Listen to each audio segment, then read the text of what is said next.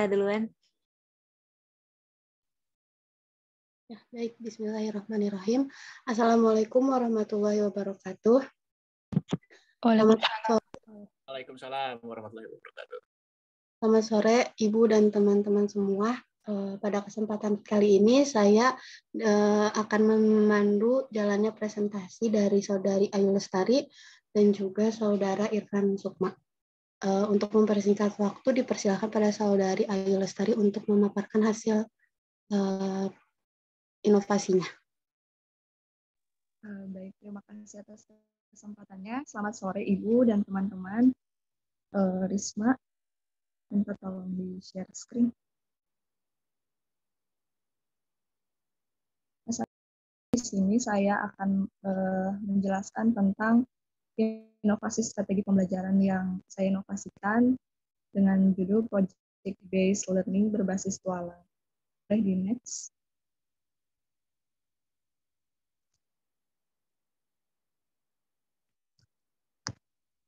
Di next latar belakang.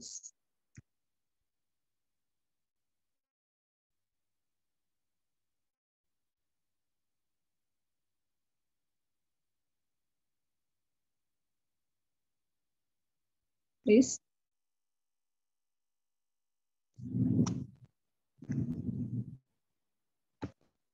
Halo Risma.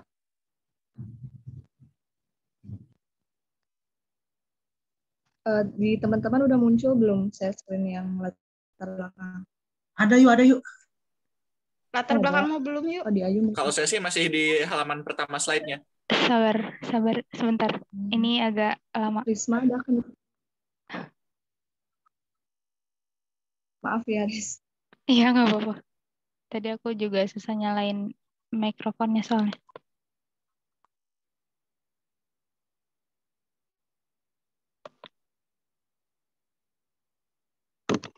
Saran aja mungkin ya. Inovasi ini dilatar belakangi dari keadaan dunia pendidikan saat ini yang menekankan agar proses pembelajaran yang dilakukan itu menitik beratkan pada siswa.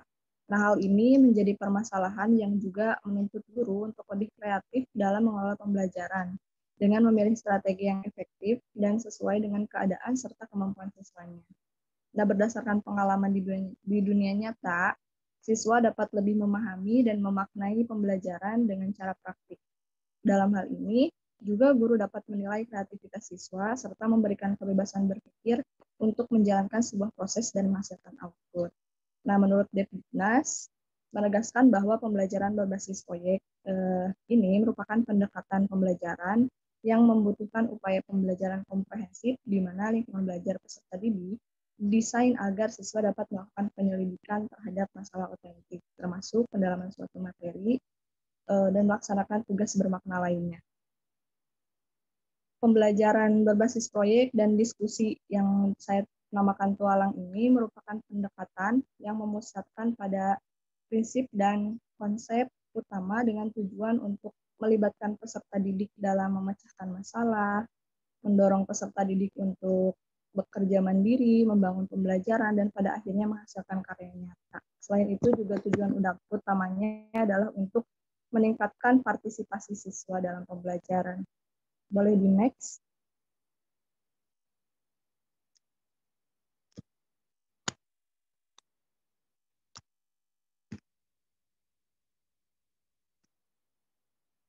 Bisa di next, Risma.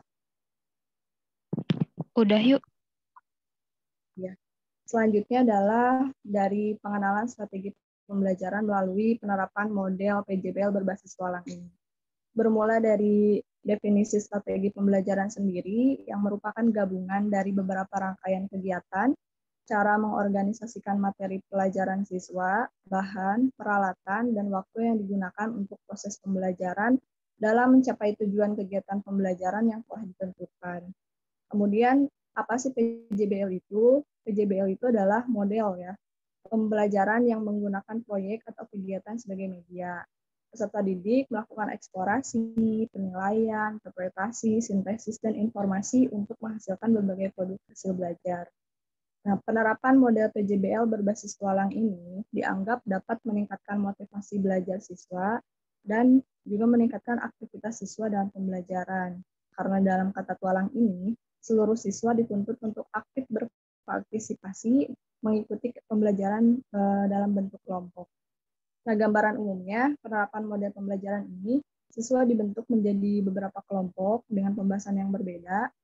Selanjutnya, siswa itu diarahkan untuk memahami materi, mencari informasi, merencanakan serta merancang proyek, menentukan batas waktu hingga proyek ini jadi, kemudian dipresentasikan. Nah, perbedaannya ini, presentasi yang dilakukan bukan di depan kelas, di depan teman-temannya, tapi secara menyebar gitu. Jadi semua anggota dalam kelompok itu berpartisipasi aktif, memberi dan menerima informasi melalui tualang antar kelompok.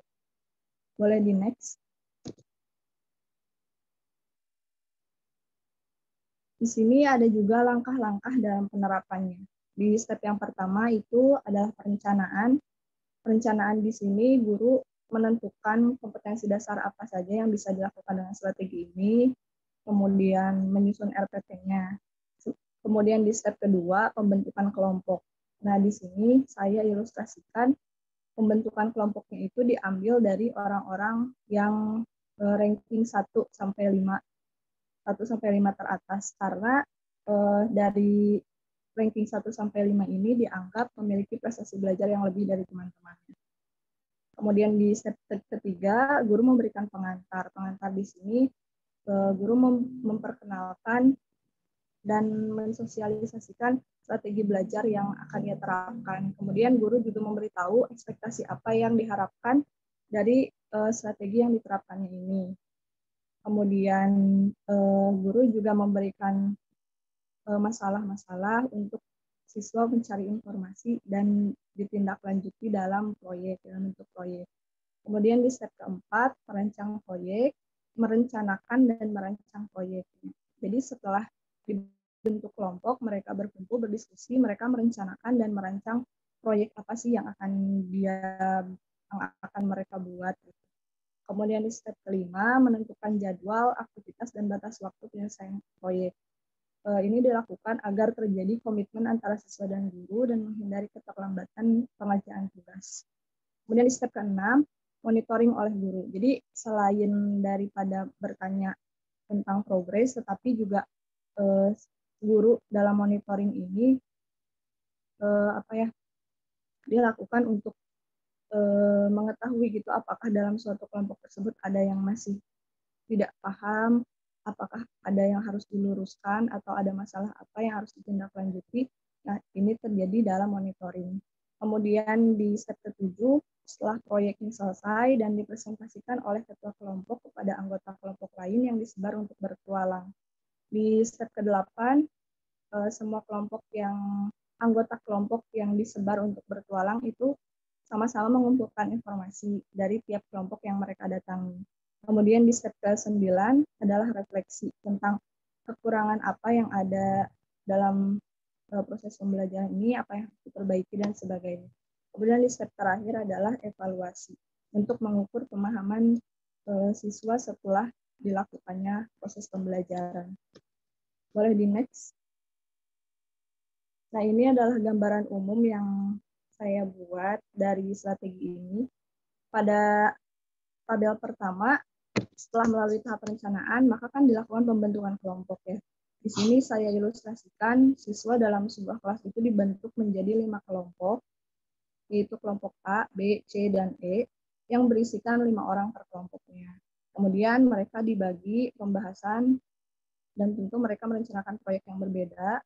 Kemudian setelah melalui tahap-tahap lain sampai proyeknya selesai, tiap anggota kelompok itu disebar untuk bertualang mencari informasi ke kelompok-kelompok lain.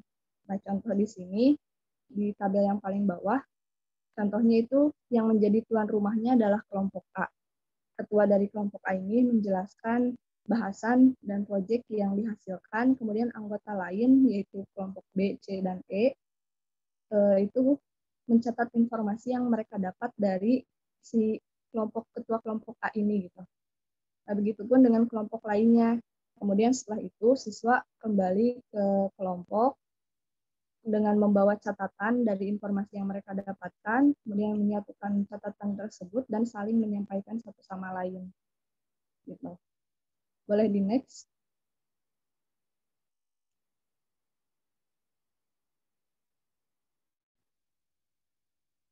Nah, adapun di sini kelebihan dan kekurangannya. Nah, kelebihannya karena tujuannya untuk meningkatkan motivasi belajar juga partisipasi belajar siswa. Di sini kelebihannya adalah dapat meningkatkan motivasi belajar dan partisipasi peserta didik terutama bagi siswa yang pasif. Kemudian yang kedua itu menumbuhkan sikap sosial dan kerjasama yang baik. Kemudian yang ketiga itu lingkungan belajar dalam model project based learning ini mendorong peserta didik untuk terampil dan mencari dan memperoleh informasi dengan cepat serta memecahkan masalah yang kompleks. Dan yang terakhir itu adanya kegiatan diskusi dalam memecahkan masalah dapat berpengaruh pada keterampilan siswa di dalam berkomunikasi sehingga lebih interaktif. Kemudian kekurangannya perlu memahami materi yang lebih baik sehingga peserta didik itu sampai pada pemikiran untuk bisa berkreasi dan menciptakan sendiri suatu kegiatan ataupun karyanya. Kemudian kedua, perlu waktu cukup banyak dan jadi intinya tidak bisa digunakan dalam satu kali pertemuan. Terus kekurangan yang ketiga itu tambahan sarana dan juga ada tambahan biaya. Kemudian yang terakhir, jika proyek yang diberikan terlalu banyak, itu akan membuat peserta didik merasa bosan dan bingung, mungkin keberatan. Boleh di next?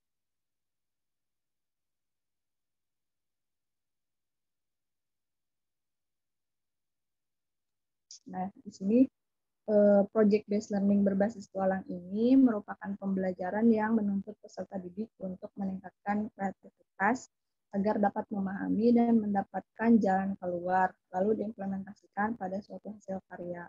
Nah, kemudian peserta didik mendapatkan alurnya sendiri dalam proses belajar berdasarkan masalah yang relevan di dunia nyata.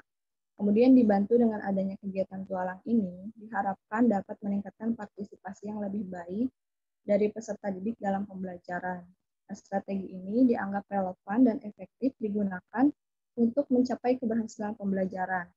Dengan keterlibatan proses belajar siswa yang dengan strategi ini, diharapkan siswa dapat lebih memahami dan memaknai pembelajaran yang dilaksanakan dan bermanfaat bagi pengalaman siswa di kemudian hari.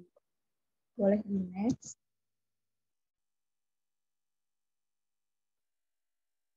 Untuk rekomendasinya, sehubungan dengan penerapan strategi ini, guru harus memahami psikologis dan karakter siswa secara lebih gitu, lebih bisa memperhatikan psikologis dan karakter siswanya. Karena dalam pembagian kelompok ini sebaiknya pada pembimbingan kalau guru lebih ditekankan untuk memberikan bimbingan agar proyek yang dihasilkan berjalan sesuai dengan rencana awal dan ekspektasi guru maupun peserta didik itu sendiri. Boleh di next. Nah, mungkin itu saja yang bisa saya sampaikan. Saya serahkan kembali ke moderator. Terima kasih, Risma. Sama-sama, Ayu. Ya, baik ya. Terima kasih kepada Ayu Lestari yang sudah memaparkan hasil inovasinya yang sangat luar biasa.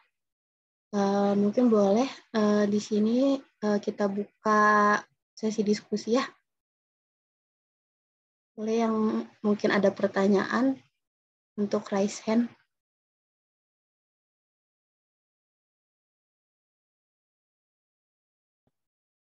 Konita, mungkin saya mau mencoba untuk menanggapi idenya atau mengapresiasi gitu kan, nggak harus pertanyaan aja kan ya?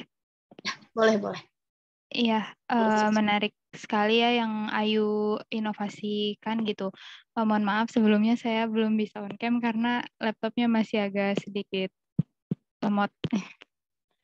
Iya, jadi menarik ya berbasis tualang ini. Jadi kayak tiap dari anggota kelompoknya itu udah pasti tahu gitu ya Yuk materinya tuh apa gitu. Kan biasanya kita juga mengalami gitu ya selama kerja kelompok di kuliah ini juga kadang ya udah pahamnya tuh bagian materi yang dibagi ya aja gitu, sub materi yang dibagi. Sedangkan keseluruhan materinya kadang belum menguasai banget gitu kan. Jadi menurut saya mungkin kalau untuk hitung-hitungan kayak gitu juga bisa jadi lebih beragam ya yuk, kayak contoh soalnya atau penjelasan ke teman-teman yang lainnya gitu. Kayak gitu mungkin wanita. Ya, Risma, terima kasih. Jadi kalau misalkan dari pengalaman pribadi nih ya, kalau anak SMA itu biasanya kalau misalnya ada satu yang lebih unggul, jadi suka ngandelin itu aja, orang itu aja gitu. Mereka tuh tanpa mau tahu tugasnya beres atau enggak, yang penting membebankan ke si orang yang bisa itu. Nah, kalau dengan metode diskusi kayak gini, yang menyebar gitu, jadi semuanya punya tanggung jawab gitu. Punya tanggung jawab buat cari informasi, terus disebarkan lagi ke kelompok. Soalnya nanti kan si guru, dalam bayangan aku gitu, si gurunya juga akan memberikan evaluasi. Gitu. Iya, yuk. Makasih. Oke, terima kasih kepada Risma yang sudah menanggapi ya. Di sini ada Asep yang udah raise hand. Boleh Asep? Ya, yuk. Mantep banget tuh inovasinya. Asep gak kepikiran ke sana. Itu tuh jadi ada berapa stand yuk? Dalam bayangan ilustrasi 5 set. 5. Nah, kalau misalnya si siswanya ada 25, mending lah ya 5 gitu. Tapi kalau misalnya lebih dari 25 nih, kayak misalnya 30, 35 atau bahkan 40, nah itu guru tuh ngontrolnya kayak gimana ya? Pasti kan kalau di stand kan pebaliut gitu. Ya contohnya kayak kemarin kita Mokaku aja gitu. Kalau kita kan Mokaku kan stand banyak tuh, wah ribut banget gitu. Nah ini buat guru mentoringnya gimana? Apakah tiap siswa itu diberikan lembar gitu? Lembar yang berisikan kamu udah berkunjung ke stand apa? Di stand itu isinya apa gitu? Apakah diberi yang kayak gitu atau yang kayak gimana? Oke, Asep. Moderator, wanita boleh langsung jawab aja. Ya, boleh langsung dijawab aja yuk. Ya, Asep, terima kasih atas pertanyaannya. Ya, mungkin kekurangan dari saya juga tidak memikirkan sampai sana ya. Tapi bayangannya, jadi dipaskan gitu. Kalau misalnya ada 36, jadi dibuat 6 kelompok dengan 6 orang per kelompoknya gitu. Jadi saya harap tuh semuanya bisa apa ya, bisa menyebarnya tuh nggak ada yang kesisa gitu. Kayak misalnya di kelompok A itu ada 5, yang satu ke B, yang satu ke C, yang satu ke D, yang satu ke E, yang satu ya jaga stand-nya dia gitu. Gitu Sep. Terus kalau jadi sehingga mentoring itu kelihatan kan kita dibagi misalnya nih kertas nih selembar ewang gitu ya. Jadi ketahuan gitu kalau misalnya orangnya pas dengan jumlah kelompoknya, dia tuh jadi ketahuan dia tuh udah ke stand mana aja dan dapat informasi apa aja gitu. Jadi nanti Ayu ngasih format juga gitu kan ke mereka. Iya. Oh, oke, siap. Mantap yuk. Makasih yuk. Makasih Konita. Terima kasih Asep.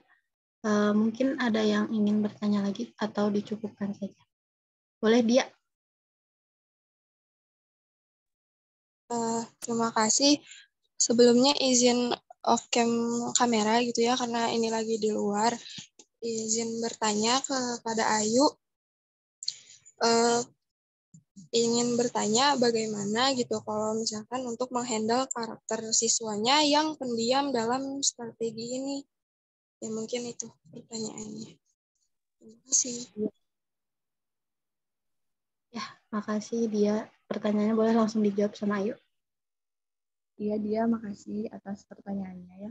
Untuk gimana sih guru menghandle siswa yang pasif gitu. Sedangkan pada strategi ini siswa itu dituntut untuk memiliki tanggung jawabnya secara individu gitu ya.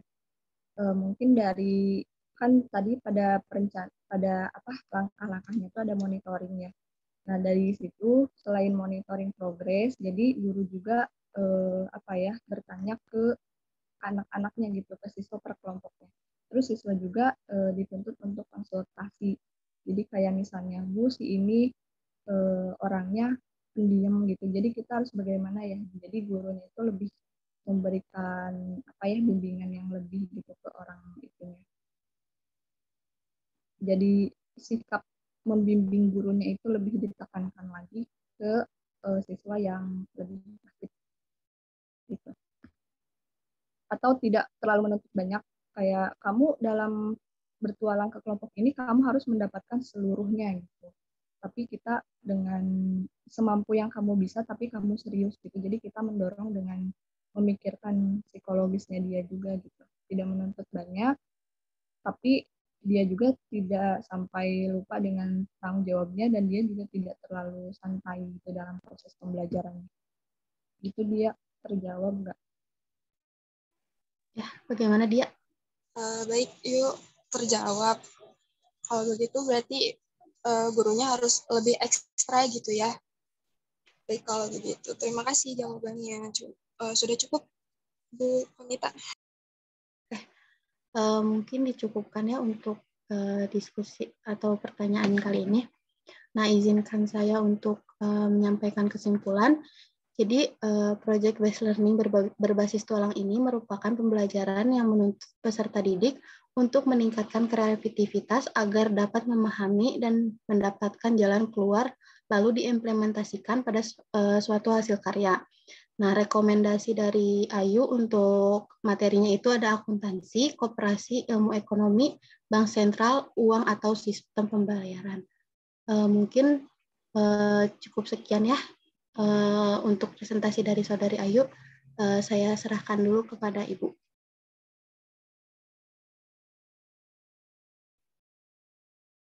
Oke ya, terima kasih Konita selaku moderator dan Ayu selaku penyaji tentang inovasi dari segi strategi pembelajaran. Model utamanya project based learning gitu ya? Iya, Ibu. Ini kalau dilihat paduan dengan TSTS ya?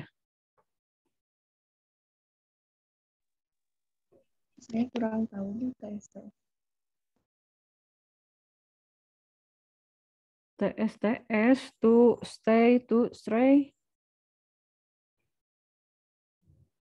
Tualang itu tuh dari petualang. Apa? Tualang itu dari apa? Iya, dari diskusi dia yang diskusi anak-anak yang menyebar gitu, Bu.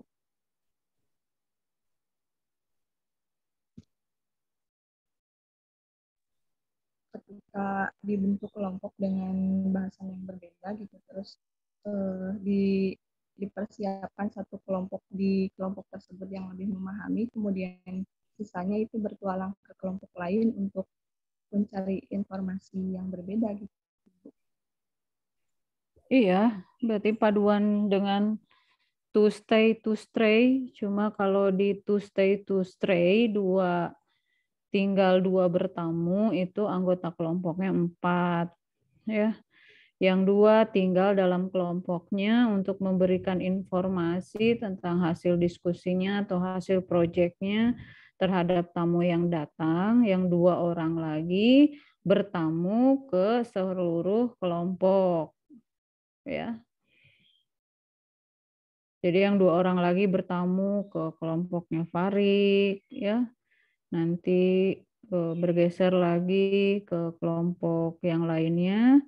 Setelah selesai kembali ke kelompoknya lagi untuk menyampaikan hasil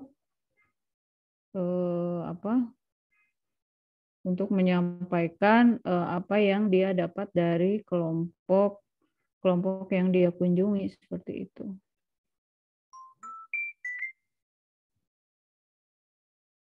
Nah, kalau yang kamu ini juga mendiskusikan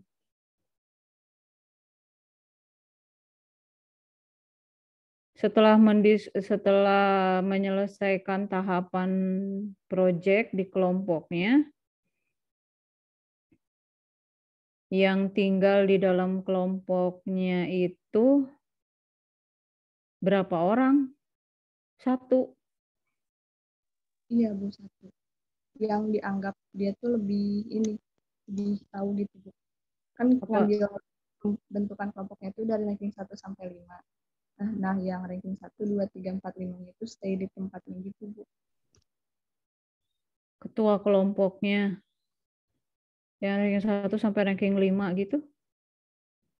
Apakah cukup satu orang untuk menyampaikan hasil proyek loh, bukan hanya untuk menyampaikan hasil diskusi, tapi menyampaikan hasil proyek. Cukup satu orang? Kalau menurut saya sih nggak cukup ya. Kalau hanya satu orang. Nah, kemudian itu yang menerima tamu, yang menerima kunjungan, dia harus menjelaskan. Kalau tadi pertanyaan dari Asep, kalau ada, kan selalu ini habis ya, dibagi habis. Saya masih nggak kebayang. Hanya satu yang tinggal menurut saya kurang. Kemudian, kalaupun satu kelompoknya itu berenam, yang 5 lagi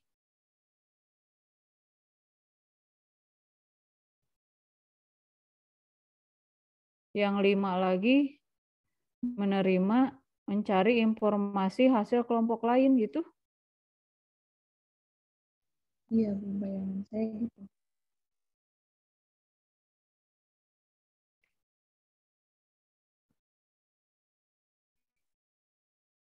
Jadi hanya satu kali ya, putarannya hanya satu kali. Iya, Bu, karena menyebarnya saya anggap itu udah merata gitu, Bu. Ya, jadi satu orang hanya cukup mengunjungi satu kelompok gitu. Iya, soalnya sisa kelompok yang lainnya mendatangi kelompok yang berbeda gitu, Bu. Jadi semuanya dapat informasi dari kelompok yang berbeda. Ya sih, saya paham, tapi kalau saya juga masih tetap kurang karena makanya yang membuat TSTS ya, TSTS itu 2, karena bisa jadi kalau hanya satu orang itu, kalau dia beda persepsi, terjadi miskonsep, maka dia akan menyampaikannya, kelompoknya juga akan miss gitu. Ya. Seperti itu. Ya. Ya, ide yang bagus ya, Ayu ya. Cuma mungkin itu ya, harus diantisipasi juga yuk. Ya. Ya walaupun ranking terkesan jadi bebannya ada di dia ya. Yang ranking itu jadi merasa terbebani gitu kan ya. Oke. Silakan Konita dilanjut. Baik, terima kasih Bu. Selanjutnya kepada Saudari Fahra untuk memaparkan hasil inovasi media pembelajarannya. Dipersilahkan. Kita 3F ya. Oh, panggilannya Fahra. Iya, Bu.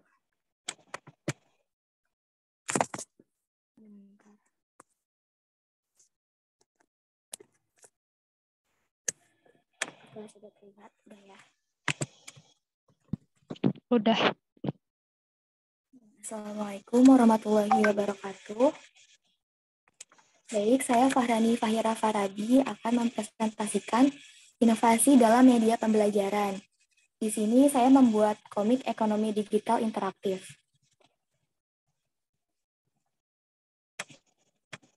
Nah, untuk latar belakangnya saya membuat media ini yaitu karena dalam kegiatan belajar mengajar yang dilakukan, guru masih menggunakan sistem pembelajaran konvensional, sehingga membuat peserta didik merasa bosan dalam proses pembelajaran. Nah, siswa yang merasa bosan ini selama pembelajaran dapat membuat tingkat partisipasi di kelas rendah. Siswa yang merasa bosan bisa juga mempersulit pemahaman materi yang disajikan. Hal itu juga dapat mempengaruhi pada hasil belajar siswa. Nah, sebagai seorang pendidik, salah satu peran guru adalah memberikan kenyamanan lingkungan bagi siswa untuk belajar. Salah satu cara untuk membuat pembelajaran yang menyenangkan adalah dengan menggunakan media pembelajaran interaktif. Oleh karena itu, diperlukan adanya inovasi dalam membuat media pembelajaran menggunakan teknologi, di mana kemampuan dan kreativitas seorang guru dalam menggunakan teknologi saat ini sangat dibutuhkan. Selanjutnya, Graham pada tahun 2011 mengemukakan bahwa rata-rata siswa merasa senang ketika membaca komik. Hal ini memungkinkan bahwa media komik dapat digunakan sebagai sumber belajar untuk meningkatkan proses pembelajaran dalam kelas. Nah, selain itu, Lender pada tahun 2016 menyatakan bahwa komik telah berhasil digunakan dalam pendidikan, sains, dan berbagai macam bidang disiplin ilmu lainnya. Selain itu, ia juga mengatakan bahwa komik sains dapat meningkatkan pembelajaran siswa secara keseluruhan dan meningkatkan kualitas pembelajaran visual.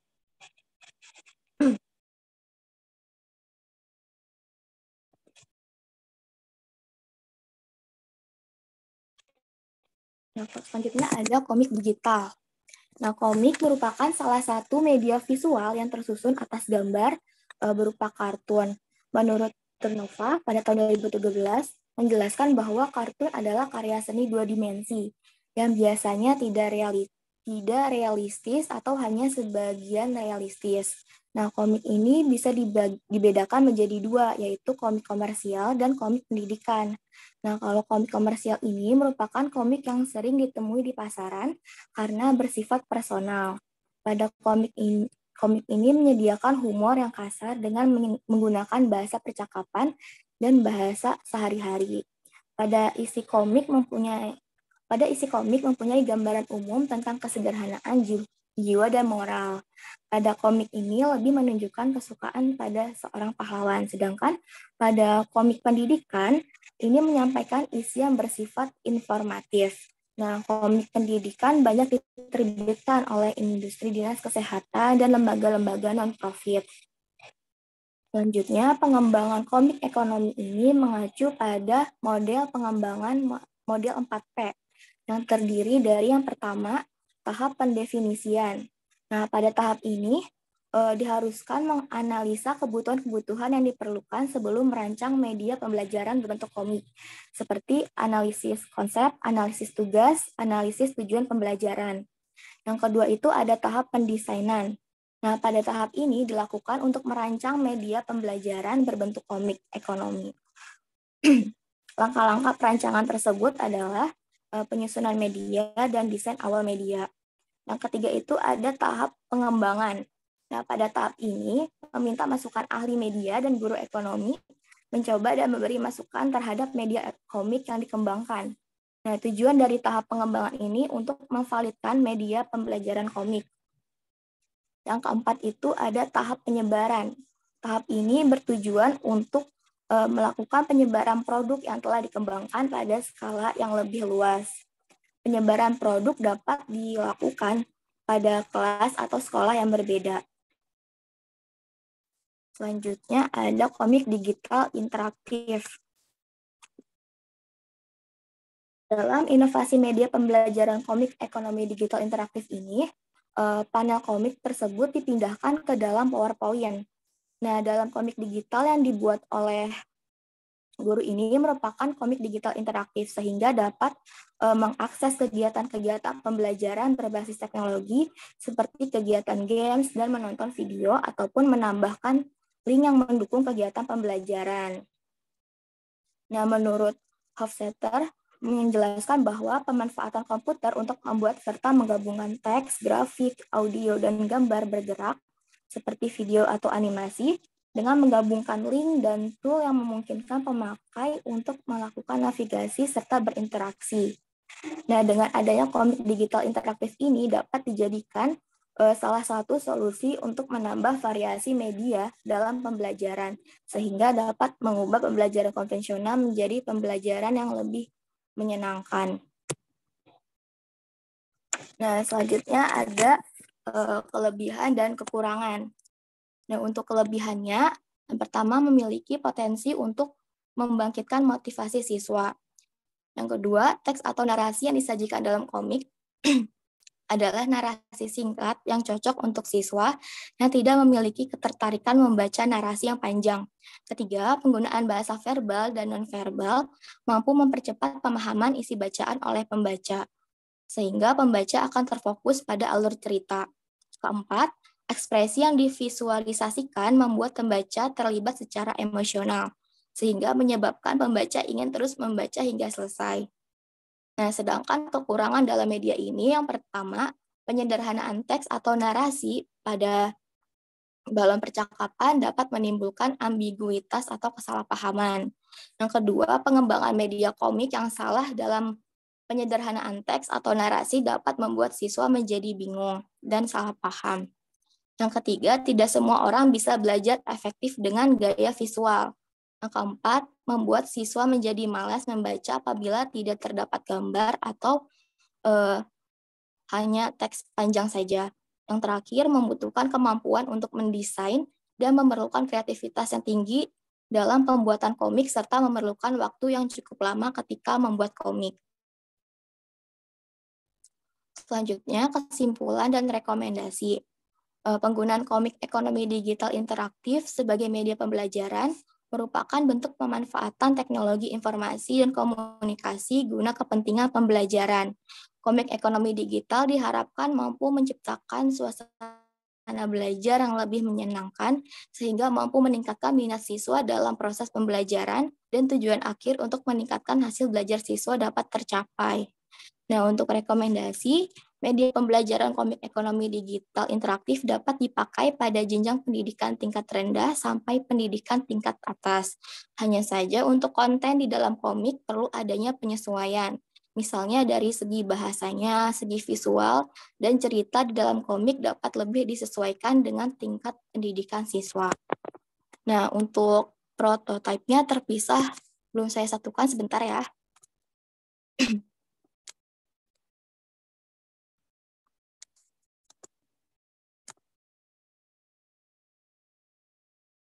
Sudah terlihat ya?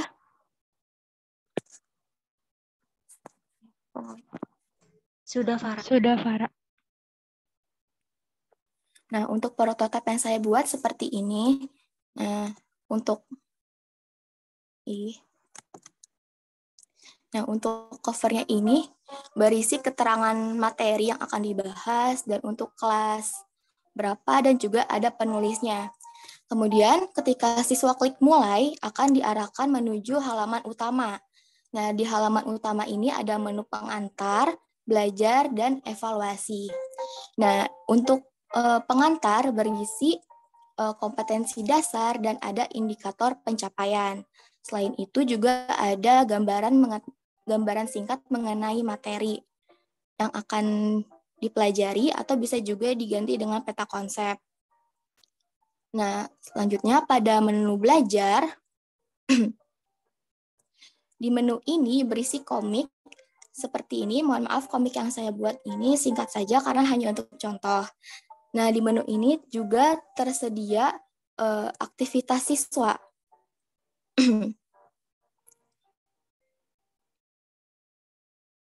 Yang berisi tugas untuk didiskusikan. Kemudian di menu ini juga bisa ditambahkan tayangan video singkat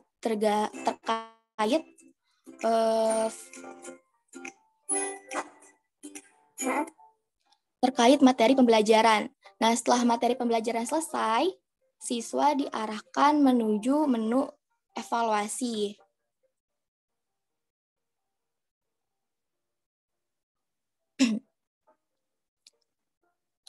Nah, di menu evaluasi yang saya buat ini, siswa diarahkan untuk mengerjakan evaluasi di Google Form. Namun, untuk menu evaluasi ini bisa diganti dengan kuis atau games yang bisa dilakukan di dalam PPT, ataupun siswa bisa diarahkan menuju website yang mendukung. Nah, jadi perbedaan komik digital biasa dengan komik digital interaktif ini, siswa tidak hanya membaca komik saja, Nah, bisa ditambahkan video singkat juga, kemudian kegiatan siswa dan games atau evaluasi, dan bisa ditambahkan musik juga. Jadi tidak hanya memfasilitasi siswa yang belajar secara visual saja, tetapi juga bisa memfasilitasi gaya belajar siswa yang lain juga. Dan siswa di sini ikut berinteraksi dengan media pembelajarannya sehingga tidak bosan. Mungkin sekian presentasi dari saya. Saya kembalikan kepada moderator. Ya, terima kasih ya Fahra. Inovasi yang sangat menarik ya bagi saya gitu. Mungkin boleh pada teman-teman yang ingin bertanya. Ya, boleh Destra dulu. Oke, terima kasih. Bismillahirrahmanirrahim. Assalamualaikum warahmatullahi wabarakatuh. Perkenalkan, nama saya Destra Rifandi. Saya ingin bertanya mungkin ya terkait dengan prototipe yang tadi. Kalau saya lihat gitu ya, itu tuh kayak mirip-mirip PPT interaktif gitu nggak sih? Nah, terus yang saya ingin tanyakan, apa sih perbedaannya antara komik interaktif dengan PPT interaktif? Itu mungkin. Baik, terima kasih. Fahra mau langsung dijawab atau ditampung dulu? Ditampung dulu mungkin ya. Oh ya, boleh. Selanjutnya kepada Amara, dipersilahkan pertanyaannya. Ya, baik. Sebelumnya terima kasih kepada Konita selaku moderator yang telah memberikan saya kesempatan. Izinkan saya memperkenalkan diri terlebih dahulu. Saya Aulianisa Nurfitri Amara. Nah, di sini setelah tadi saya melihat gitu ya pemaparan dari Fahra, ini sangat menarik gitu ya, media inovasi pembelajaran yang sangat menarik gitu karena komik digital pembelajaran gitu, karena biasanya saya ngelihat komik itu di bidang entertain gitu yang menghibur, tapi ternyata bisa diadaptasikan ke dalam pembelajaran. Nah, mungkin pertanyaan yang ingin saya ajukan adalah apakah media inovasi pembelajaran ini efektif terhadap materi yang berisi hitungan? Mungkin itu. Baik, terima kasih Amara. Boleh kepada Fahra atau butuh waktu dulu? Izin menjawab. Silakan. Dari pertanyaannya Amara dulu ya. Nah, untuk materi yang mencakup hitungan, dari yang saya baca dari beberapa penelitian itu bisa diterapkan. Namun perlu ditegaskan bahwa guru tidak hanya mengandalkan semata-mata media ini saja, karena bisa menimbulkan kesalahpahaman. Contohnya, misalnya pada materi fungsi permintaan dan penawaran. Nah, misalnya guru memberi materi dengan media komik digital interaktif secara asinkronus di awal pembelajaran. Nah, kemudian guru memberikan tindak lanjut untuk mengecek pemahaman siswa gitu melalui Zoom. Karena untuk materi hitungan, jika tidak ada interaksi langsung antara murid dengan guru, ditakutkan bisa menimbulkan kesalahpahaman gitu. Nah, jadi media komik digital interaktif ini dijadiin variasi saja dalam pembelajaran agar lebih meningkatkan motivasi siswa. Nah, kemudian menjawab pertanyaan dari Destra, perbedaan antara komik digital interaktif sama PPT interaktif. Di sini tuh ada media komiknya, Des. Bedanya materinya dimasukkan ke dalam percakapan dan gambar-gambar seperti karakternya tuh lebih banyak dan teks di sini tuh lebih singkat daripada di PPT interaktif. Seperti itu, Des.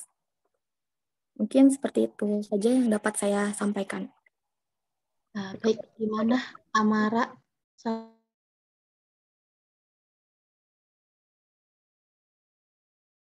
Terima kasih Fahra. Terima kasih Fahra atas jawabannya, terjawab. Oke, baik. Karena sudah ada 2 orang penanya ya, jadi izinkan saya untuk menyimpulkan presentasi Fahra.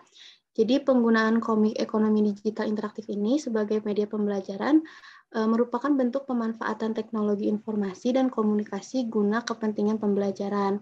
Nah, jadi dalam komik digital interaktif ini siswa tidak hanya membaca komik, tapi juga bisa melihat video pembelajaran dan mendengarkan musik yang sudah disediakan oleh guru.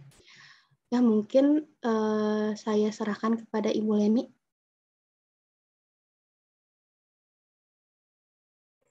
Ya, terima kasih. Fahra, selaku penyaji. Fahra, kalau Anda ingin memasukkan kata interaktif, mungkin catatan saya itu interaktifnya itu diperbanyak, Fahra. Jadi seperti yang anak saya punya ya Fahra, waktu mereka masih kecil, saya sengaja belikan dulu kan belum ada ini ya, jadi harus belinya dalam bentuk CD ya. Pengembangnya lembaga di Bandung juga ya, waktu itu dijualnya itu di Gramedia. Nah, mungkin Anda bisa lihat, kalau salah di sana juga bisa dicoba gitu ya. Jadi yang dimasuk interaktif itu, ya walaupun tadi hanya prototipenya saja, cuma saya sampaikan kepada Anda. Jadi interaktif materi itu misalkan gini, waktu itu misalkan materinya itu tentang apa ya, tentang kejadian-kejadian di alam lah gitu ya. Kemudian jadi di tampilan awalnya itu tampil ya beberapa keadaan alam gitu ya. Nah, jadi kalau anak saya ngeklik awan ya, maka akan ada penjelasan tentang awan gitu. Terus jadi kalau anak saya ingin tahu tentang petir, maka dia klik petir, maka akan dia dapatkan informasi tentang petir dan seterusnya gitu. Jadi memang jadi seakan-akan kan dia yang maksud dengan interaktif itu seakan-akan dia berinteraksi dengan gurunya langsung kan, tapi dalam hal ini adalah berinteraksi dengan media gitu ya. Mungkin dapat dikembangkan lebih lanjut seperti itu. Jadi makna interaktifnya mungkin apakah Anda penekanannya ke komik digital saja gitu ya. Karena kan tadi namanya komik di penjelasan awal Anda itu ya tidak banyak saya tadi lihat salah satu kelemahannya gitu mungkin terjadi miskonsep kan dalam diri siswa, karena kan kata-katanya kalau di komik itu kan singkat gitu ya. Nah, mungkin Anda perlu pikirkan lebih lanjut gitu. Anda penekanannya mau ke komik yang bisa diakses dengan digital atau Anda mau ngedepankan interaktifnya gitu. Jadi seperti itu ya, Fahra. Nah, kemudian kalau pertanyaan dari Destra, mungkin ini tadi juga udah dijawab oleh penyaji, tapi mungkin di sini berbicaranya itu media yang digunakannya ya. Destra platform kebetulan dia menampilkannya dengan PPT, tapi kan mungkin nanti ada aplikasi lain yang khusus memang untuk membuat komik gitu. Mungkin akan lebih hidup ya, Destra gitu ya? Iya, Bu. Ya, jadi mungkin tadi karena untuk memudahkan tampilnya, mungkin kan juga kalau pakai aplikasi tertentu mungkin membayar juga, mungkin harus dipelajari dulu lebih lanjut juga ya, seperti kita belajar aplikasi-aplikasi yang lain gitu. Mungkin seperti itu ya tambahan dari saya. Jadi mana gitu kamu menarik juga ini komik digital karena di kurikulum yang baru ada yang bilang kurikulum 2022 yang bilang kurikulum project itu guru nampaknya harus bisa membuat kalau Anda komik digital di situ guru harus membuat modul digital. Ya, mampu membuat modul digital ya. Oke, terima kasih Fahra. Silahkan dilanjut. Ya, baik Ibu. Baiklah teman-teman semua, Ibu, pada kesempatan kali ini saya, Irana Asimaluman Tobing, akan memandu presentasi selanjutnya, yaitu oleh Muhammad Irfan Sukma dan Salma Tiara. Mungkin kita langsung saja. Untuk Muhammad Irfan Sukma, silakan mempresentasikan berkaitan dengan inovasi penilaian pembelajaran. Ya, terima kasih. Boleh dibantu share screen. Bismillahirrahmanirrahim. Saya Muhammad Irfan Sukma di sini akan menjelaskan inovasi penilaian pembelajaran. Di sini saya ingin memperkenalkan gitu salah satu aplikasi gitu dalam penilaian pembelajaran yang bernama iSpring Quizmaker. Boleh lanjut. Nah, di sini Ivan ingin menyampaikan dulu apa itu penilaian pembelajaran ya. Jadi penilaian pembelajaran ini merupakan rangkaian kegiatan untuk memperoleh, menganalisis, dan menverifierkan data tentang proses dan hasil belajar peserta didik yang dilakukan secara sistematis dan berkesinambungan, sehingga menjadi informasi yang bermakna dalam pengambilan keputusan. Boleh dilanjutkan? Nah, menurut Idrus 2019, penilaian pembelajaran ini dapat menggunakan bantuan teknologi informasi yang juga akan meningkatkan hasil belajar siswa akan lebih baik karena konsep dan teknik terbangun dengan baik melalui proses melihat dan pengalaman nyata sehingga terjadi pembelajaran yang lebih bermakna atau meaningful learning experience.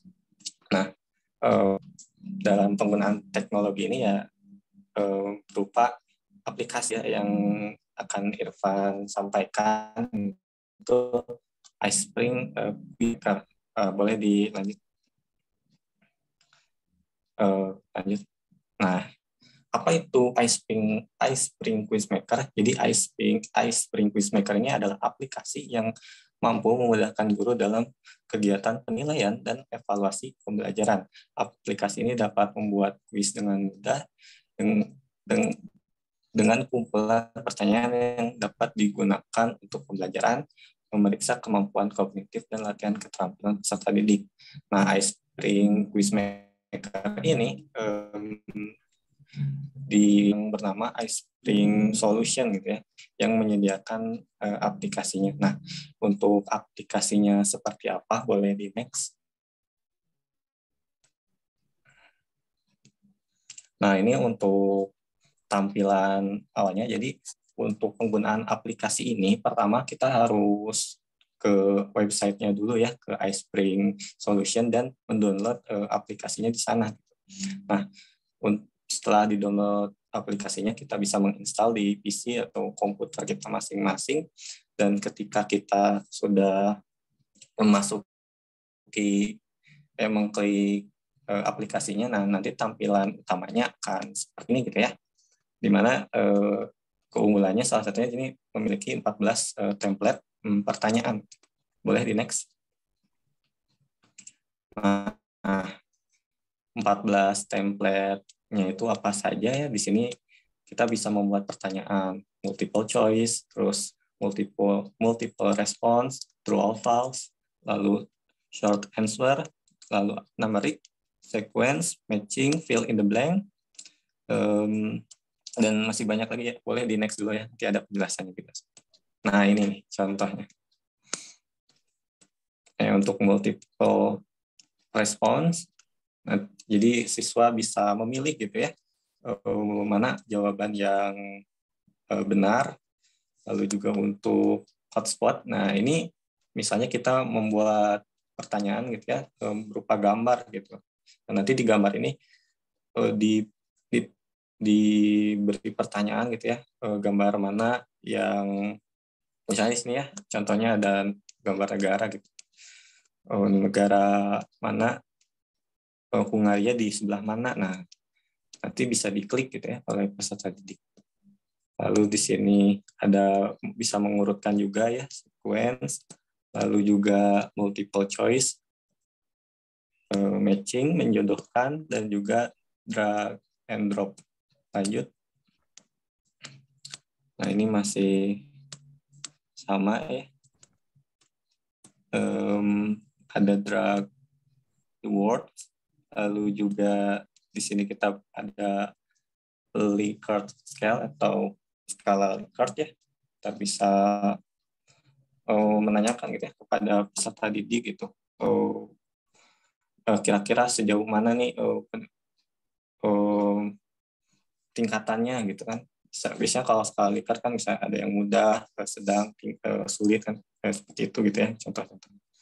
Nah juga bisa memberikan pertanyaan esai. Gitu. Boleh dilanjut dulu. Nah untuk penjelasan tampilannya ya, di sini juga Irfan sudah memberikan nomor-nomornya ya untuk penjelasan yang angka 1 ini adalah toolbar-nya ya. Kalau misalnya di Microsoft Word kan suka ada juga ya toolbar-nya untuk kita fungsinya mengedit, lalu juga menambahkan pengaturan-pengaturan dalam pertanyaan kita gitu ya. Nah yang ke nomor 2 ini ada slide preview-nya gitu ya. Jadi kalau kayak di PowerPoint gitu kan kita bisa melihat ya slide-slide-nya.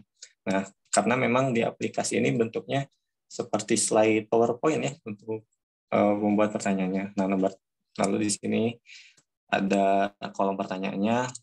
Nomor 4 ini kita bisa memasukkan media ya dalam pertanyaan yang ingin kita sampaikan gitu, bisa dari suara, gambar maupun berupa file yang sudah kita sediakan. Nah, lalu juga ada pertanyaannya kalau yang nomor 5 ini jenis pertanyaan ini multiple choice ya. Nah, nomor 6, nah ini menarik juga ya.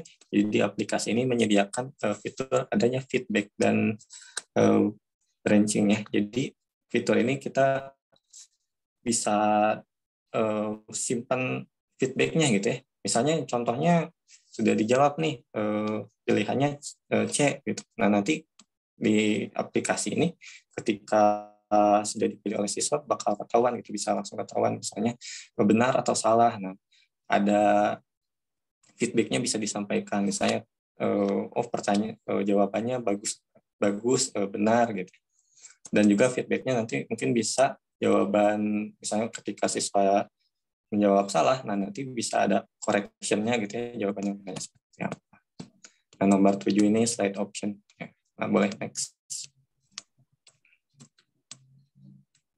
Nah ini contohnya ya, Irfan membuat pertanyaan gitu ya, multiple choice.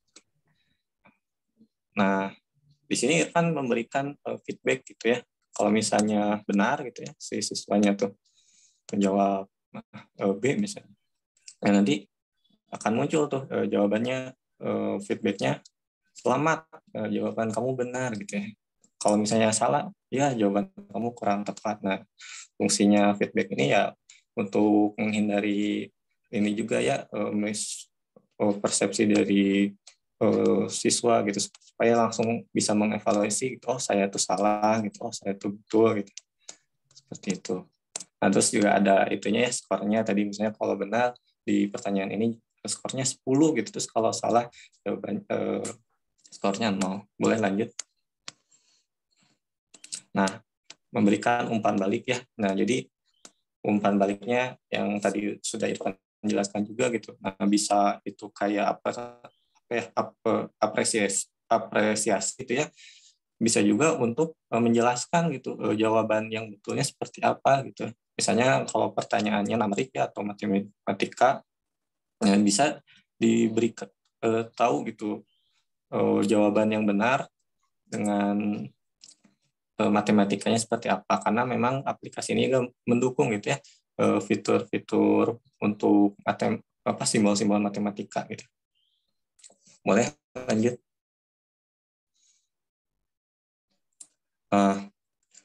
Jadi ketika misalnya sudah membuat pertanyaan, itu bisa dipublish ya si pertanyaan ini ke LMS yang ada yang bekerja sama dengan Spring Quizmaker ini, atau bisa berupa HTML juga ya. Jadi nanti akan mendapatkan link dari aplikasi ini dan kita bisa men-share-nya ke peserta didik, dan jadi peserta didik dapat mengerjakannya melalui internet gitu ya, dari Google gitu ya, tinggal copy paste linknya dan nanti akan ada pertanyaan-pertanyaannya. Nah, boleh dilanjut. Nah contohnya ini ya, ketika Irfan sudah membuat pertanyaan, lalu dapat linknya gitu ya, lalu disebarkan ke peserta didik untuk nanti dijawab gitu ya. Nah nanti bisa dikerjakannya ya melalui Google Chrome gitu ya, dan tentu membutuhkan internet ya untuk aplikasi ini. Gitu. Boleh lanjut? Nah nanti juga di akhir misalnya sudah mengerjakan, siswa juga dapat langsung mendapatkan hasil gitu ya, berapa jumlah yang ia dapat, skor yang dia dapat, gitu, apakah dia lulus dari tesnya atau tidak gitu. Nah, boleh lanjut dulu. Nah, untuk mendapatkan hasil dari siswa yang sudah mengerjakan, guru dapat men-setting ya di aplikasinya untuk reportnya itu dikirimkan melalui email gitu ya. Ada di aplikasinya. Saya Irfan sini pakai email Irfan gitu ya. Nah, nanti dikirimkan gitu ya hasil jawaban siswa secara menyeluruh. Boleh dilanjut. Nah, selanjutnya Irfan akan menjelaskan kelebihan dari iSpring Quiz Maker ini ya. Yang pertama, memiliki desain yang menarik dan sederhana ya.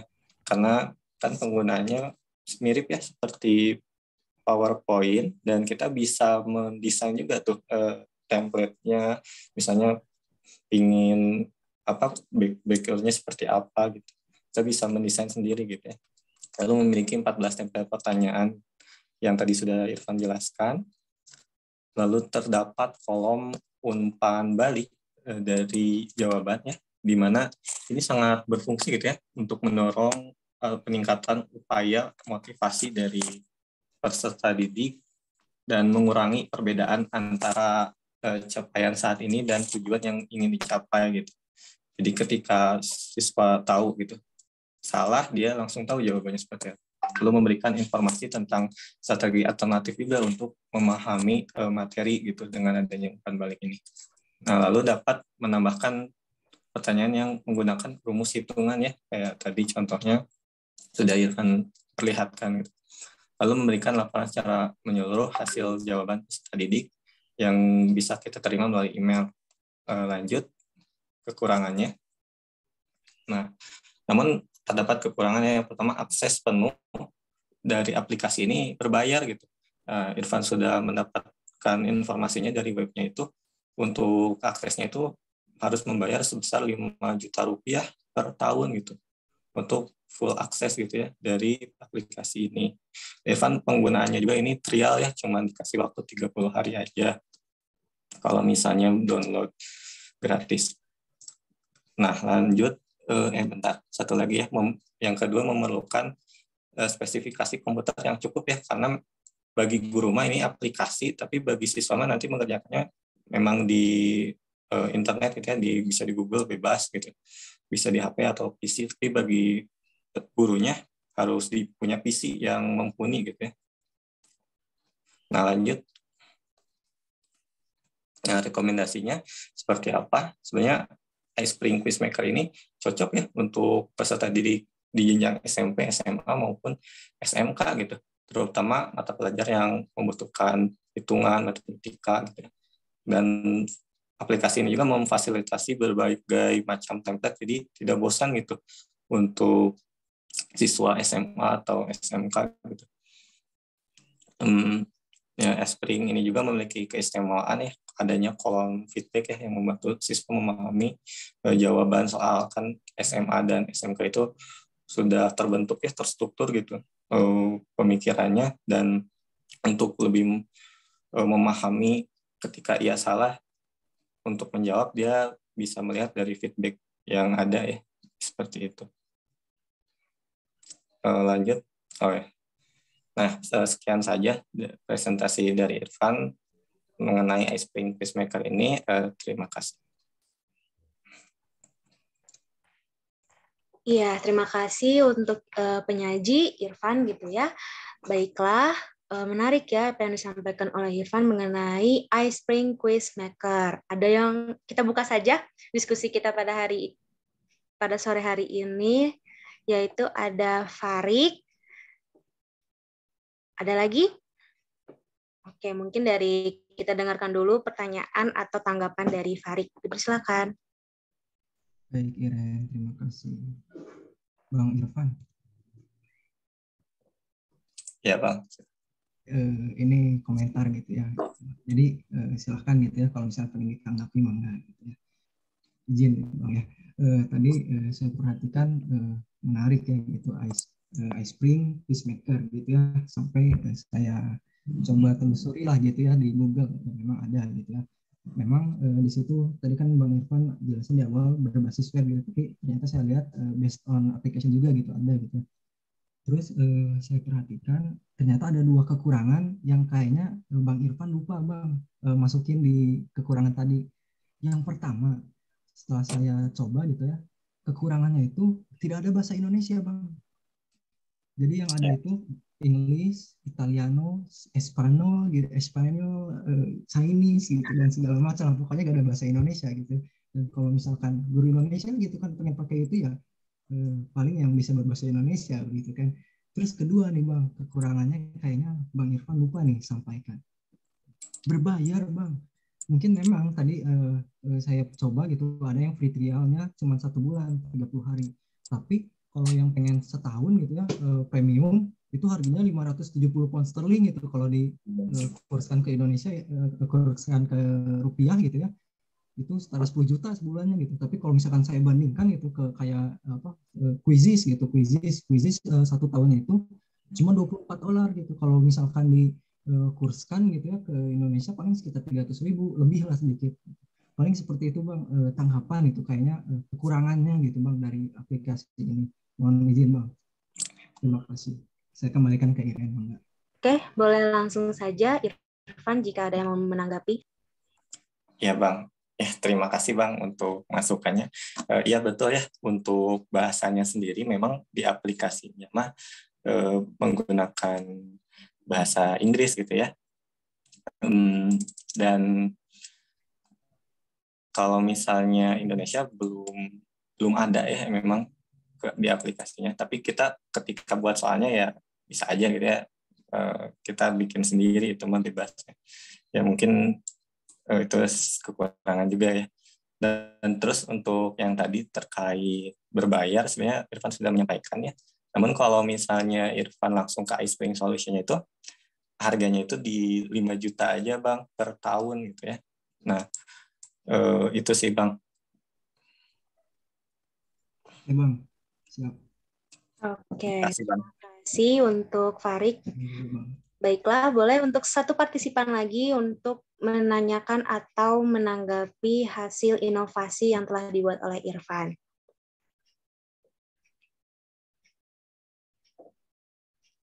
Tanggapan ataupun pertanyaan yang kurang paham? Cukup? Oke, karena dirasa cukup gitu ya, izinkan saya untuk menyimpulkan gitu Ice Spring Quizmaker ini gitu. Ice Quizmaker aplikasi yang mampu memudahkan guru dalam kegiatan penilaian dan evaluasi pembelajaran. Aplikasi ini juga dapat membuat kuis yang tentu saja untuk mempermudah kita gitu ya, dengan kumpulan pertanyaan yang dapat digunakan untuk pembelajaran. Kemudian dapat memeriksa kemampuan kognitif dan latihan keterampilan peserta didik. Mungkin itu yang bisa saya sampaikan terkait dengan inovasi yang telah dibuat oleh Irfan. Saya serahkan kembali untuk. Ya, terima kasih Iren selaku moderator dan Irfan sebagai penyaji. Mungkin tidak hanya ada satu masukan dari Farid karena Irfan sudah gamblang ya menjelaskan langkah-langkah dari penggunaan Ice Spring Quizmaker ini. Menarik sih ya. Walaupun mungkin kalau untuk diterapkan tadi ada kendala bahasa ya Irfan ya. Tapi mudah-mudahan kalau utamanya sih untuk guru-guru yang sudah senior. Kalau untuk guru-guru muda ya seperti kalian gitu, tidak ada salahnya untuk. Tapi kalau untuk tadi kan Irfan katakan ya, walaupun tidak memfasilitasi bahasa Indonesia, tapi kalau yang tadi seperti yang contoh Irfan buat kan dibuat dalam bahasa Indonesia, bisa ya Irfan ya? Iya, Bu. Ya. Ya bagus sih kalau menurut saya, kalau udah profesional ya. Ya, Fadilah ya, jangan takut berbahasa ya, Fadil. Ya, Bu. Jangan takut berbahasa ya. Iya, benar. Dan belajar bahasa itu butuh waktu ya, Bu, harus konsistensi. Lebih baik apa ya? Lebih cepat dimulai ya, lebih cepat kita bisa mulai prosesnya. Ya. Dan banyak keuntungannya ya.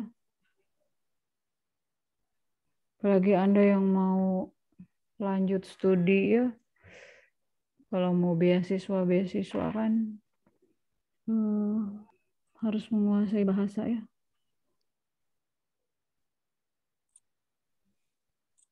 Oke, lumayan kan kalau dapat LPDP. Oke ya Irfan, tadi Anda sudah jelas sih, yang tadi pakai angka 1 sampai berapa tuh Irfan? Cuma sayangnya tadi nggak ditampilkan kalau soalnya esai ya Irfan. Iya Bu, yang esainya udah ada, nggak ditampilin. Ya, jadi kira-kira kalau tampilan terus report yang multiple choice kan di beberapa aplikasi lain ada ya. Yang jarang-jarang itu sih memang benar. Sampai makanya berbayar juga Farik, soalnya sampai 14 ya template-nya. Dan ngebangun 14 itu ya perlu effort yang sangat besar ya dari yang membuatnya. Coba tadi Irfan lebih lagi kalau Anda tampil, saya pengen tahu reportnya yang esai nantinya seperti apa gitu. Terus tadi kalau yang contoh dari aslinya kan, kalau kamu itu mah didesain sendiri ya sama kamu tadi, kalau betul selamat gitu kan, terus kalau salah apa gitu. Kalau yang tadi tampilan aslinya mah? Iya Bu, yang tadi yang selamat contoh itu Irfan yang buat. Kalau yang dari aslinya mah tadi ada penjelasan ya, dia salah karena menjawabnya ini gitu kalau nggak salah ya? Iya, bisa dikreasikan gitu ya dari gurunya gitu. Misalnya salah terus ada penjelasannya ini yang benar. Kayak gitu sih. Iya, iya. Karena kan nanti itu ada di reportnya ya. Iya Bu. Kalau kita minta reportnya nanti ada ya kenapa salah gitu, nggak cuma oh kamu jawab A, kok dia udah nggak inget lagi waktu itu jawab A, salah tuh karena apa jawaban A-nya gitu ya. Iya, jadi reportnya itu ada 2 Bu, bisa ke guru sama siswanya gitu. Jadi siswa juga tahu gitu, dia salahnya apa aja. Iya gitu. Jadi bukan cuma salah teh karena misalkan jawaban betulnya C, yang betulnya sementara dia jawabnya A, bukan cuma karena jawab A jadi salah gitu, tapi ada penjelasannya yang betulnya tuh apa gitu ya Irfan. Iya betul Bu. Iya. Kasih ya Irfan ya. Silakan lanjutkan Iren. Ya, terima kasih. Iya, terima kasih untuk menyaji Irfan. Kita lanjutkan lagi ke inovasi selanjutnya, yaitu inovasi perencanaan pembelajaran yang akan dipaparkan oleh Salma Tiara. Saya persilakan. Terima kasih. Bismillahirrahmanirrahim. Assalamualaikum warahmatullahi wabarakatuh. Nama saya Salma Tiara. Di sini saya akan memaparkan inovasi dari perencanaan. Namanya itu Listen Plan Card. Next. Ya, yang pertama ada pendahuluan. Yang pertama itu ada pentingnya pendidikan. Seperti yang kita ketahui ya, pendidikan itu merupakan satu hal yang sangat penting. Pendidikan merupakan satu hal yang penting guna menunjang masa depan. Nah, pendidikan merupakan faktor utama yang akan menentukan seberapa besar pengetahuan dan keterampilan yang akan dikuasai. Di sini, guru ini memiliki peranan yang besar dalam pembelajaran. Oleh karena itu, sebelum mulai pembelajaran, tentunya harus ada persiapan atau perencanaan yang matang. Nah, rencana tersebut dituliskan dalam sebuah bentuk rencana pelaksanaan pembelajaran atau RPP yang seperti kita ketahui.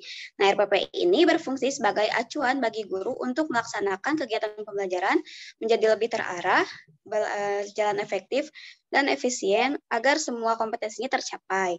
Nah, rencana pelaksanaan pembelajaran ini sangat penting dimiliki oleh seorang guru, karena jika tidak ada RPP ini, guru tidak bisa melakukan proses pembelajaran dengan baik. Sayangnya saat ini masih banyak penelitian yang mengatakan bahwa masih banyak guru yang belum memahami bagaimana cara membuat RPP. Guru sulit mengembangkan kompetensi dasar menjadi sebuah indikator pembelajaran. Guru juga banyak yang belum memahami kata operasional. Banyak guru juga yang sulit menganalisis karakteristik dari mata pelajaran. Tak sedikit pula guru yang masih belum memiliki pengalaman yang banyak, sehingga dalam pembuatan RPP itu belum optimal. Adapun kendala lainnya itu seperti kendala waktu. Banyak guru yang mengeluh karena tidak memiliki waktu untuk menulis RPP. Oleh karena itu, saya memiliki sebuah ide atau inovasi dari rencana pelaksanaan pembelajaran ini, yaitu Lesson Plan Card.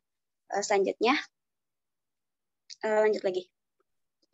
Nah, Lesson Plan Card ini adalah bentuk penyederhanaan dari rencana pelaksanaan pembelajaran yang dapat diakses melalui teknologi digital dalam bentuk kartu yang berisikan barcode. Next. Ya, sini ada langkah penggunaannya. Yang pertama itu menyederhanakan RPP menjadi sebuah buku saku guru. Nah, dalam penyederhanaan ini tetap berisi seluruh komponen-komponen dari rencana pelaksanaan pembelajaran atau RPP pada umumnya. Hanya saja disatukan menjadi sebuah satu acuan dan mempersingkat langkah-langkah pembelajaran. Langkah-langkah pembelajaran tersebut tidak tertulis dalam buku saku tersebut, karena guru dapat melakukan kegiatan mengajarnya bebas tanpa harus sesuai teks yang telah dibuatnya. Namun, tetap menggunakan model atau pendekatan atau metode yang telah disediakan. Selanjutnya itu buku saku yang telah disederhanakan ini diupload ke dalam sebuah website resmi. Nah, buku saku ini harus diupload di dalam sebuah website resmi negara, misalnya Kemendikbud, karena agar seluruh guru dapat mengaksesnya dengan mudah. Selanjutnya, pembuatan kartu dan desain di belakang kartunya. Nah, pembuatan kartu ini dibuat dengan ukuran kecil seperti kartu tanda penduduk atau ID card lainnya. Dan didesain di belakang kartunya tersebut terdapat barcode untuk mengakses buku saku yang berisikan rencana pelaksanaan pembelajaran.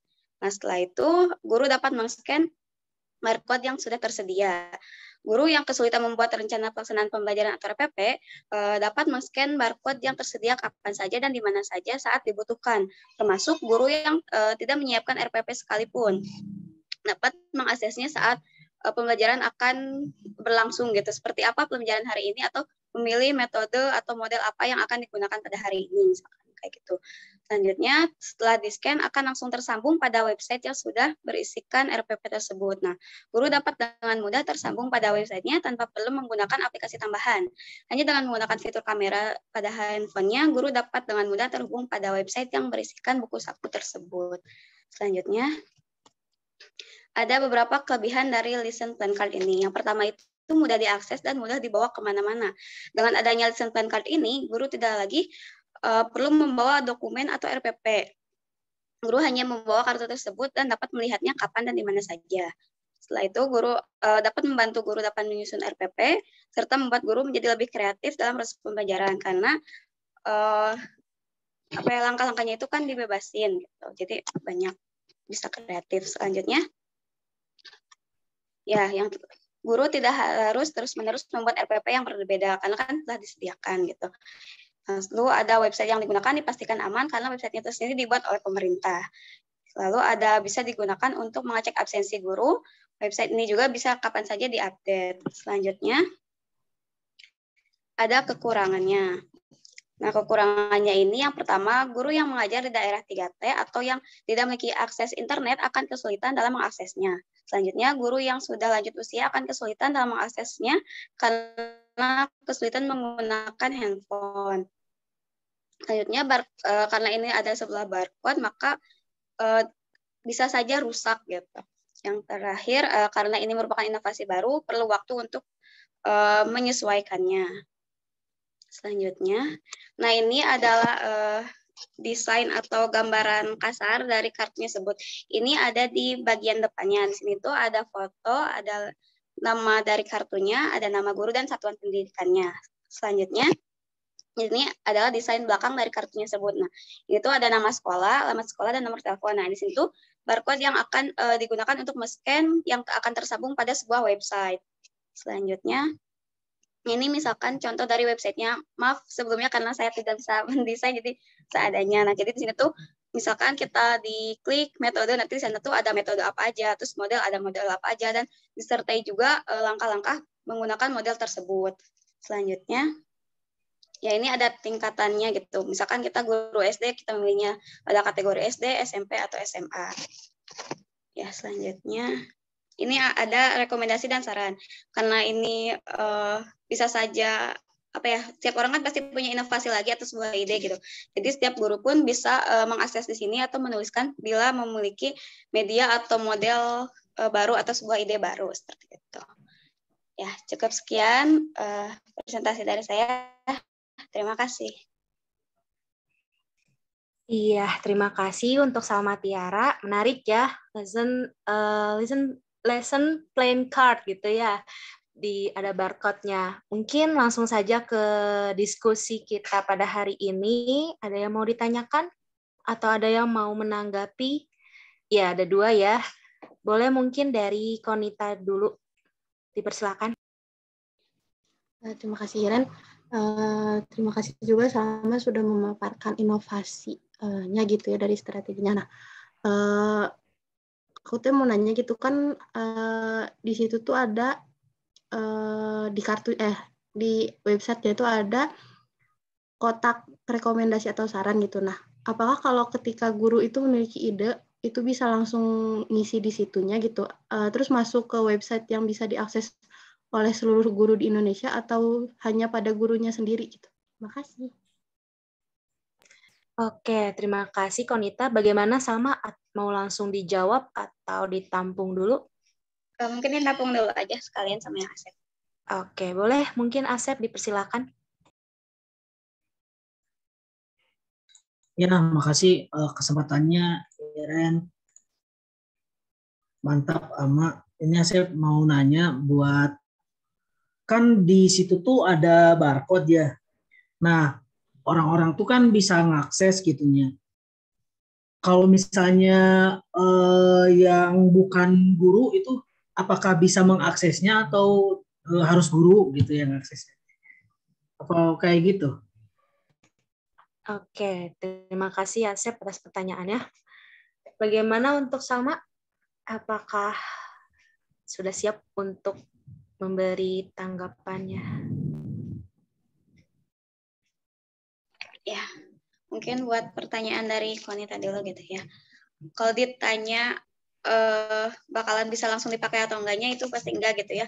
Karena di sini tuh di kotak rekomendasi atau saran itu misalnya butuh waktu yang lama juga gitu. Mungkin ketika guru mempunyai idenya, guru tersebut bisa langsung mengisikan di website tersebut. Namun rekomendasi atau ide-ide tersebut akan dikumpulkan dahulu oleh pihak yang berwenang, misalkan oleh Kemendikbud sendiri atau siapapun yang berhak gitu ya ngatur di website ini gitu. Nanti udah disatuin tuh kan dipilih dulu. Nah, udah dipilih itu disimulasikan dulu nih, misalkan seorang guru ini mempunyai model inovasi model baru gitu. Nah, model tersebut tuh disimulasikan dulu kalau misalkan emang cocok terus efisien atau efektif gitu.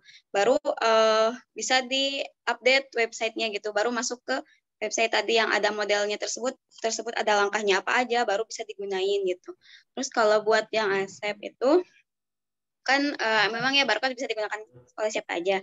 Tapi di sini itu ketika kita mengakses barcode-nya, ketika kita nge-scan itu, kita nggak akan langsung muncul langsung ke RPP-nya itu, tapi kita juga masukin dulu kayak email atau password-nya tersebut. Jadi benar-benar cuma emang guru aja yang punya gitu, yang bisa mengaksesnya. Kayak gitu. Terima kasih. Oke, itu mungkin dari tanggapan dari Salma.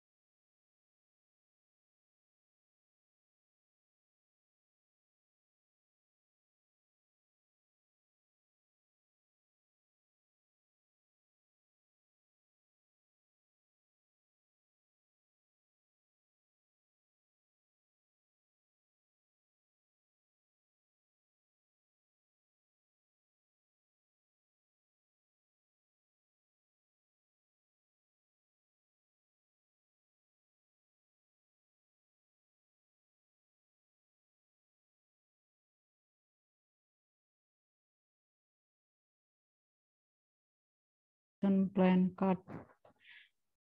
Saya sebenarnya agak bingung tadi dari awal tuh. Jadi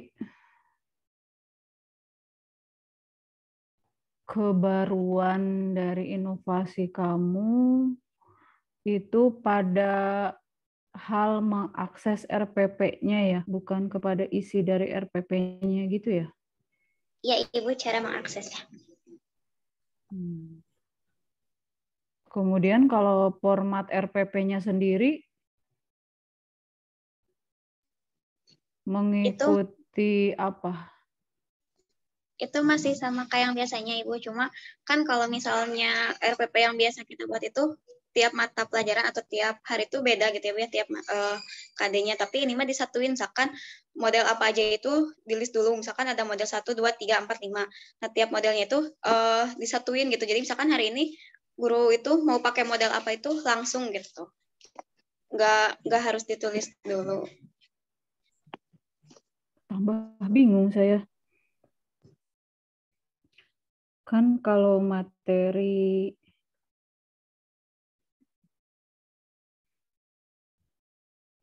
karakteristik materinya banyak. Terus metode modelnya banyak. Ya, belum lagi kalau disesuaikan dengan karakteristik siswa. Kan dalam kita mempertimbangkan penggunaan model, metode, teknik, strategi, itu kan karakteristik materi pelajaran, karakteristiknya siswa, ya kan? Itu dan masih banyak hal lagi yang dipertimbangkan. Jadi yang sudah ada di website tuh apanya ya? Soalnya nanti apalagi kalau udah bicara karakteristik siswa yang saya ajar akan berbeda dengan yang Asep ajar, yang Iren ajar, dan seterusnya. Mungkin kalau melihat karakteristik siswanya, karena yang di saya itu pinter-pinter ya seperti kalian, maka saya akan lebih mudah dalam menerapkan suatu model atau metode gitu ya. Tapi mungkin di kelas Asep yang kelasnya karakteristiknya pasif gitu, kemudian sekolahnya ada di daerah nelayan gitu, Sep, pasti berbeda juga ya, walaupun materinya kita ngajarnya sama gitu, materi permintaan. Saya agak bingung juga. Berarti Bu, kalau RPP itu nggak bisa secara umum gitu ya, berarti memang harus disesuaikan dari semuanya gitu, dari karakteristik mata pelajarannya itu sendiri juga ya Bu ya? Iya. Dan kemampuan guru untuk mengimplementasikan suatu model atau beberapa metode juga akan berbeda ya, Salma. Tapi ide kamu yang tadi yang ada menu-menu gitu, saya pikir gini justru. Misalkan, guru ini kan kesulitan ya, kan RPP dianggap beban administratif yang berat, tetapi harus dibuat. Ya, jadi saya pikir yang aplikasi kamu itu untuk mempermudah pembuatannya gitu kan, apalagi kamu tadi bicara guru-guru senior, kadang banyak yang gaptek ya, harus ngetik, mungkin salah-salahan, ngetik lembar juga butuh waktu banyak. Nah, aplikasi kamu itu bisa mempermudah pembuatannya gitu. Jadi untuk ngisi indikator, misalkan pilih mata pelajaran apa, jadi tinggal klik aja indikator mana yang mau dibuat gitu loh. Salma, paham ya? Iya, KD-nya mana, klik, terus nah, nanti yang dibuatnya mungkin indikator, jadi KD mah tidak perlu ditik ulang lagi gitu loh. Jadi mempermudah dalam hal pembuatan, kemudian ya itu is okay lah yang mempermudah untuk mengakses pakai card, tapi bagaimana membuat RPP-nya juga dipertimbangkan gitu. Nah, mungkin tadi juga bagus juga idenya ya, misalkan kita klik pengen pakai satu model, klik. Nah, secara umum di situ muncul langkah-langkah dari model PJBL itu apa gitu loh, Salma. Nanti tinggal guru mengembangkannya dengan kalimatnya gitu ya. Siswa apa dulu atau guru apa dulu sesuai dengan langkah-langkah yang tadi dipilih gitu, Salma. Kalau di satu dirangkum semuanya sih susah, Salma. Tapi itu ya memang seperti itu, maksudnya kan ini tuh kan tidak menghilangkan guru harus membuat RPP-nya, tapi kan memang membantu Ibu. Nah, jadi misalkan hari ini gurunya mau pakai model ini, baru sama gurunya tersebut tetap dibuat dalam RPP-nya gitu. Cuma kan mungkin setiap guru tuh nggak tahu model ini tuh harus seperti apa, nanti tapi dikasih langkahnya juga kayak gitu. Mungkin tadi yang merasa sih kayak kesannya dihilangkan itu karena mungkin tadi Salma bilang kalau misalkan guru yang nggak bisa bikin RPP juga tetap bisa belajar hari ini gitu. Mungkin kayak gitu ya, Bu. Iya, nanti bisa dikembangkan belajar. Cuma Salma, saya mau garis besar. Saya garis bawahi, terus saya bold juga ya, Salma. Kalau ngajar hari ini bukan berarti baru bikinnya hari ini, Salma. Ya. RPP itu dibuat di awal semester, Salma, namanya aja rencana. Ini mas Salma enak, kalau gurunya mau ngajar hari ini tinggal klik. Salma. Oke deh Salma, makasih ya. Makasih juga untuk semuanya atas kehadirannya hari ini.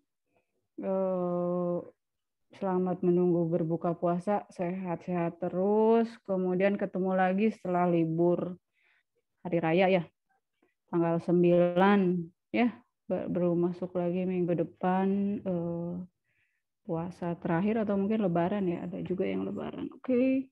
Assalamualaikum warahmatullahi wabarakatuh.